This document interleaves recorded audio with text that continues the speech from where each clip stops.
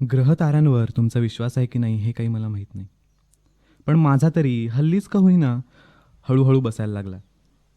याच ग्रहताऱ्यांमुळं आयुष्याला अशी दिशा आली आहे की काही घटना कशा घडल्या आणि एक आठवण मात्र ठेवून गेल्या हे काही कळलंच नाही.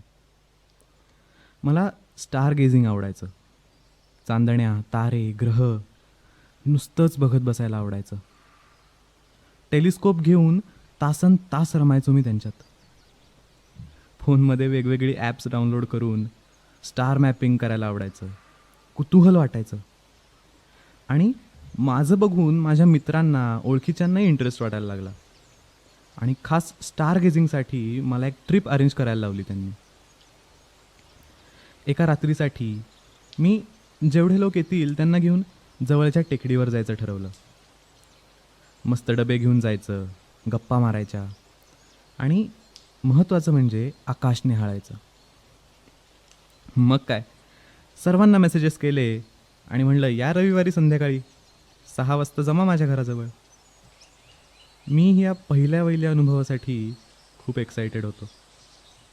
बघता बघता रविवार उजाडला. संध्याकाळी ठीक 6 वाजता आम्ही एकत्र जमलो. नाही नाही म्हणता 7 जण झाले. त्यात ती सुद्धा होती. मी तिला ओळखत नव्हतो आणि याआधी तिला मी कधी पाहिलंच नव्हतं. पण बघितल्या बघितल्या असे विचार कोड्यात पाडू लागले. या सगळ्याचा मी एवढा विचार नंतर काही केला नाही. पण हो, आता ती मनात बसली होती. ऑलमोस्ट 6:30 वगैरे वाजत आले होते. म्हणून मी मग सर्वांना सांगून महत्त्वाच्या सूचना वगैरे देऊन निघालो. जेवायचा डबा, पाण्याची बाटली, फर्स्ट एड किट वगैरे गोष्टी घेतल्या आणि सगळं कन्फर्म करून निघालो. शहराशेजारच्याच एका टेकडीवर आम्ही जाणार होतो. त्या टेकडीच्या पठारावरून अक्षरशः पूर्ण शहर दिसतं. पण आमचा उद्देश शहराचे प्रखर दिवे बघण्यात नव्हता, तर नाजूक लुकलुकणाऱ्या चांदण्यांमागे लागला होता मी.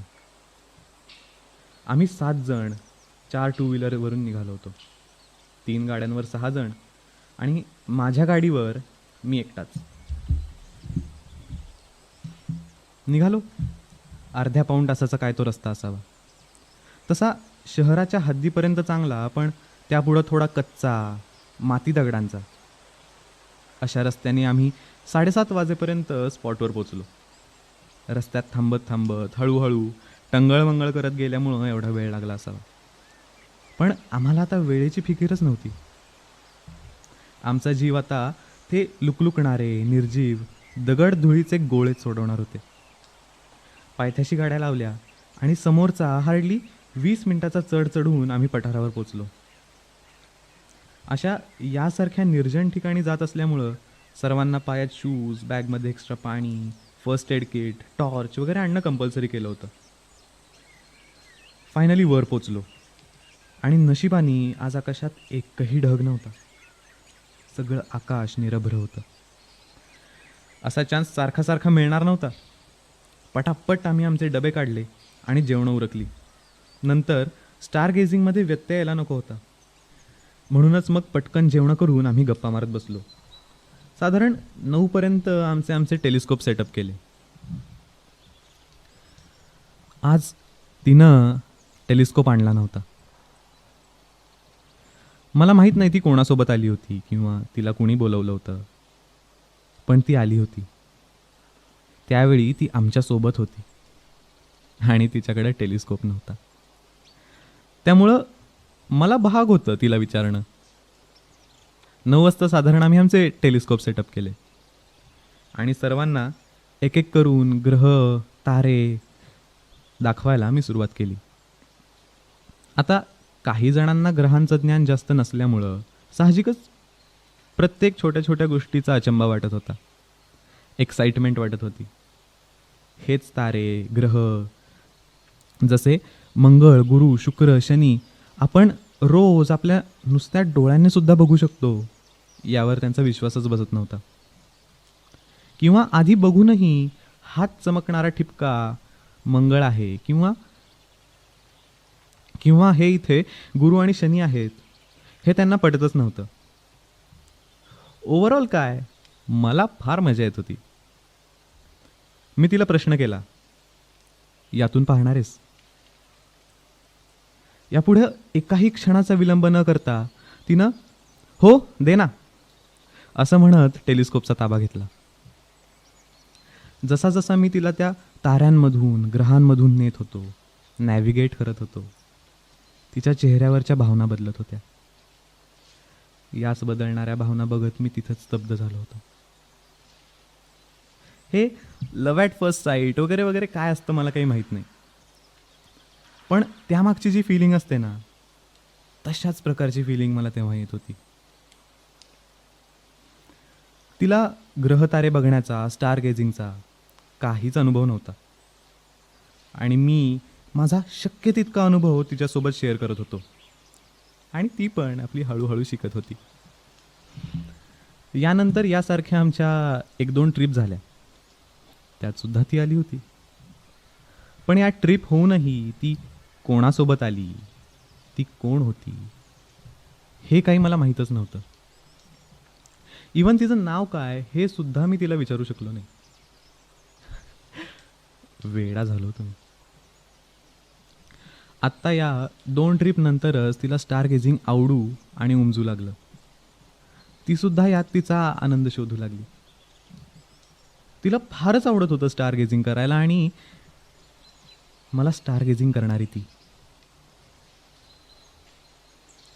साधारण 2-3 ट्रिप नंतर आमची चांगली गट्टी जमली होती. ते तरी किती, तेवढ्या पुरतंच. अगं ऐकतेस का करत मी तिला हाक मारायचो आणि हां ठरव करत ती ओ द्यायची. का कुणास ठाऊक मी तिचं नावच विचारलं नाही आणि तिनंही मला आपणहून सांगितलं नाही. कदाचित माझ्या अगमध्येच ती स्वतःला शोधत असावी. कदाचित. असो, तिचा फोन नंबर पण माझ्याकडे सेव्ड होता, ती म्हणून सेव्ह केलेला. आज आमची 5वी ट्रिप होती आणि दरवेळेप्रमाणे मी वातावरण पाहूनच ट्रिप अरेंज केली होती. नेहमीप्रमाणे 7 जण 4 गाड्यांवर बसून निघालो.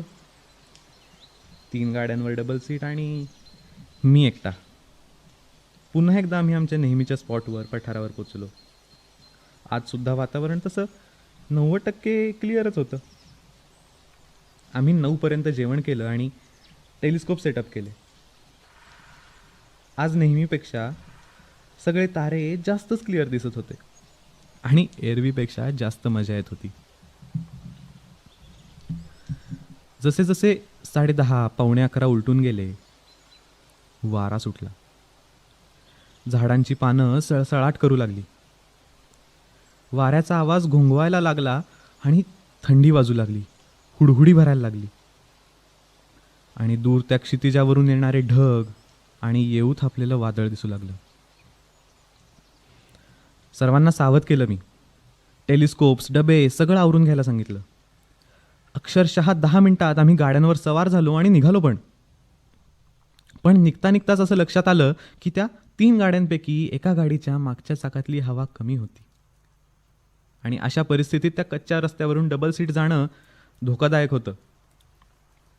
मग ती म्हणाली, मी तुझ्या गाडीवर बसू?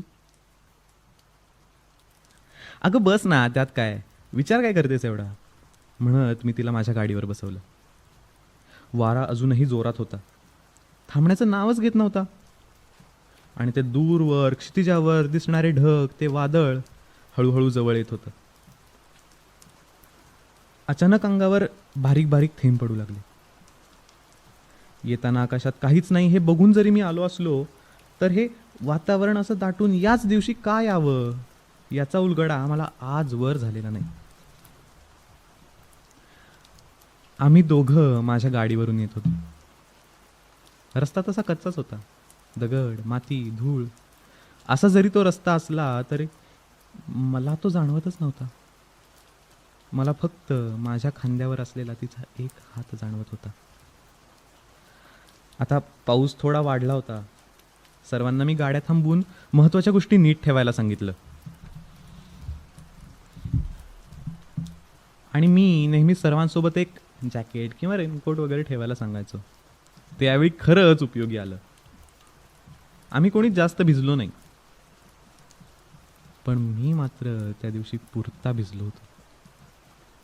छे हो, पावसामुळे नाही, तिच्या त्या खांद्यावरच्या स्पर्शामुळे. रस्त्यावरच्या मातीचा आता चिखल झाला होता आणि एक 10 मिनिटात चांगला रस्ता लागणार होता. पण मला आता पुढं जाणंच नको वाटत होतं, कारण त्या चिखलातून जशी ती गाडी पुढं जात होती आणि त्या गाडीच्या लगबगण्यामुळं तिचा हात माझ्या खांद्यावर घट्ट होत होता, ते मला हवं असं वाटत होतं. तिनं तिचा हात माझ्या खांद्यावरून कधी काढूच नाहीये असं मला वाटत होतं. पण काय करणार, जोरात पाऊस येण्याआधी आम्ही चांगल्या रस्त्यावर आलो आणि जस्ट शहरात येणार तेवढ्याच जोरात सळक आली. आम्ही कुणीही जास्त भिजलेलो नव्हतो, पण जसं मी म्हणालो, मी मात्र पुरता भिजलो होतो. अशा वेळी कोणीही कोणत्याही शेड खाली किंवा झाडाखाली थांबणं धोकादायक ठरू शकतं आणि हे टाळण्यासाठी मी सर्वांना पटापट घरी जायला सांगितलं. आपापल्यासोबत जो आहे त्याला सुखरूप घरी सोडा आणि स्वतःसुद्धा सुखरूप घरी जा आणि घरी जाऊन मला एक मेसेज टाका, असं म्हणून आम्ही आपापल्या मार्गी लागलो. आणि ती त्या पावसाच्या आवाजातच माझ्या कानात कुजबुजली, मला पण घरी सोडशील प्लीज. आणि अचानक सगळ्याच ताऱ्यांनी आकाशात गर्दी करावी आणि लख्ख प्रकाश पाडावा, असं काहीसं माझ्या बाबतीत झालं. आणि मी नुसती मान डोलवली आणि तिनं दुसरा हात सुद्धा माझ्या खांद्यावर ठेवला. आता मात्र मी भयंकर गुंतलो होतो. तिनं कुठलाच हात माझ्या खांद्यावरून काढू नये असं मला वाटत होतं. रिमझिम म्हणता येणार नाही, पण अगदी मुसळधार पण म्हणता येणार नाही, असा काहीसा तो पाऊस होता. अशा या पावसात मी, माझी गाडीच्या मागच्या सीटवर बसलेली ती आणि तिचे माझ्या दोनही खांद्यांवर घट्ट रोवलेले हात. मला जर का कोणी विचारलं की तुझ्या आठवणीतला जपलेला क्षण कुठला, तर मी नक्कीच हा क्षण सांगेन. त्या संपूर्ण प्रवासात आमचं जास्त काही बोलणं झालं नाही. म्हणजे ऑब्व्हियसली पाऊसच तेवढा होता, पण तरीही तसा प्रवास शांतच झाला. ती मला तिच्या घराचा रस्ता सांगत होती आणि मला माझी गाडी त्या दिशेला न्यावीशीच वाटत नव्हती. तिनं माझ्या गाडीवरून उतरूच नाहीये असं मला वाटत होतं. 5 मिनिटाचा रस्ता कायम चालत राहावा, असे विचार माझ्या मनात येऊन गेले. आणि मला तिच्याबद्दल काय वाटतंय हे तिला कळलं की नाही कळलं, हे मला समजणं तर महाकठीणच होतं. कारण तिचा चेहरा पाण्याने ओला चिंब झाला होता. जॅकेटची टोपी घालून सुद्धा त्यातून तिचे ते केस, त्या 4 बटा बाहेर आल्या होत्या. आणि पावसानं त्या अलगद तिच्या गालावर, तिच्या कपाळावरून खाली नाकापर्यंत आणि डाव्या कानावरून हनुवटीपर्यंत अशा आणून ठेवल्या होत्या. आणि का कोणास ठाऊक, पण तिलाही ते काढायची इच्छा झाली नाही. आम्ही तिच्या घरी पोचलो. ती म्हणाली, अरे अथर्व ऐक ना. हां बोल ना. मी पण सेम टोनमधूनच बोललो. थँक्स यार, ती म्हणली. अगं थँक्स काय, असं म्हणताच मला तोडून ती म्हणाली, एखाद्या गोष्टीचा गंधही नसताना त्या गोष्टीच्या प्रेमात कसं पडावं हे मी तुझ्याकडून शिकले. यातनं ती स्टार गेझिंग बद्दल बोलत होती का माझ्याबद्दल बोलत होती हे सांगणं तसं अवघड होतं. कारण तिच्या डोळ्यात त्या दिवशी जी चमक दिसत होती ना, ती याआधी मी कधीच पाहिलेली नव्हती. मग मी पण लगेच, अगं एवढं काय, तरी यावेळी आपली ट्रिप नीट नाही झाली, आपण नेक्स्ट टाइम नीट तयारी करून जाऊ आणि मी पण यावेळी जरा हवामान नीट बघून येईन असं म्हणून वेळ मारून नेली. त्यावर सुद्धा ती हसू लागली. काय सुंदर दिसत होती ती हसताना. तिचा तो ओला चेहरा, तिच्या बटा, स्ट्रीट लाईटच्या प्रकाशात चमकणारे तिचे ते दात आणि तिचे ते पांढरे शुभ्र इवलेसे डोळे. मला माझ्या पापण्या लवायचे सुद्धा कष्ट घ्यायचे नव्हते. तिच्याकडे बघतच राहावं असं मला वाटत होतं. ती म्हणाली, अरे आता यापुढं मला नाही जमणार यायला. मला काही समजलं नाही. मी म्हणलो, का ग, काय झालं? ती म्हणाली, अरे 2 दिवसात आम्ही हे शहर सोडून चाललोय. मन कोणीतरी थप्पकन पाण्यात फेकावं आणि ते खोल कुठेतरी जाऊन पडावं, असं काहीसं झालं होतं माझं तेव्हा. पावसाचा मारा माझ्या हातावर पाठीवर होत होता, पण मला तो जाणवतच नव्हता. काही का असना, तिनं पावसाला मात्र इग्नोर करायला तेवढं शिकवलं. ती शेवटचं थँक्स म्हणाली आणि म्हणली, बरं येऊ आता. ओके. तिनं माझ्याकडे पाठ केली आणि तिच्या बिल्डिंगमध्ये आत निघून गेली. तिला नको ना जाऊस, थांब ना, असं ओरडून ओरडून मी सांगत होतो. पण माझ्या मनातला आवाज कितीही मोठा असला तरी पावसापुढे तिला ऐकूच गेला नाही. त्यानंतर आमचा कॉन्टॅक्ट झालाच नाही. तिनं कदाचित नंबर पण बदलला. तिचा पत्ता सुद्धा कोणाकडेच नव्हता. ती कोणासोबत आली, कोणाच्या कॉन्टॅक्टमध्ये होती, कुणी काहीही सांगू शकलं नाही. कदाचित तिचं फक्त येणं आणि निघून जाणं एवढंच त्या ग्रहांनी माझ्या आयुष्याबद्दल ठरवून ठेवलं होतं. तिला स्टार गेजिंगची आवड लागली होती. तिला तारे पाहायला आवडायला लागलं होतं आणि मला तारे पाहताना ती